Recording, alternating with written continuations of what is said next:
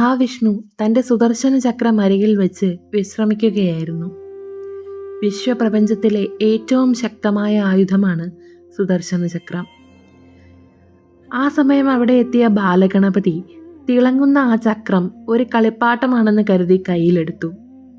മഹാവിഷ്ണു തടയാൻ ശ്രമിച്ചെങ്കിലും ഗണപതി അത് വായിലിട്ട് വിഴുങ്ങി. സുദർശന ചക്രം പോലെയുള്ള ഒരു ദിവ്യായുധം ഗണപതിയുടെ ഉള്ളിലായത് മഹാവിഷ്ണുവിനെ ആശങ്കയിലാഴ്ത്തി. ചക്രം തിരികെ ലഭിക്കാൻ ഗണപതിയെ വേദനിപ്പിക്കാതെ തന്നെ പരിഹാരം കാണണമെന്ന് മഹാവിഷ്ണു തീരുമാനിച്ചു.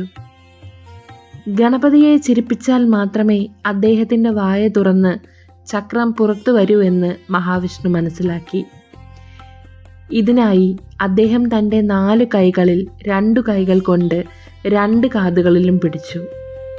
എന്നിട്ട് അദ്ദേഹം ഗണപതിക്ക് മുൻപിൽ നൃത്തം ചെയ്യാനും നിലത്തിരുന്നെഴുന്നേൽക്കാനും തുടങ്ങി. ഭഗവാൻ വിഷ്ണുവിൻ്റെ ഈ രസകരമായ പ്രകടനം കണ്ടപ്പോൾ ഗണപതിക്ക് തൻ്റെ ചിരി അടക്കി നിർത്താൻ കഴിഞ്ഞില്ല. ഗണപതി ഉറക്കെ കൈകൊട്ടി ചിരിച്ചപ്പോൾ അദ്ദേഹത്തിൻ്റെ വായ തുറക്കുകയും ഉള്ളിലിരുന്ന സുദർശന ചക്രം പുറത്തേക്ക് തെറിക്കുകയും ചെയ്തു. മഹാവിഷ്ണു ഉടൻ തന്നെ അത് കൈക്കലാക്കി. ഈ കഥയിൽ നിന്നാണ് ഗണപതി ക്ഷേത്രങ്ങളിൽ നാം കാണുന്ന തോർപ്പണം എന്ന ആചാരമുണ്ടായത്.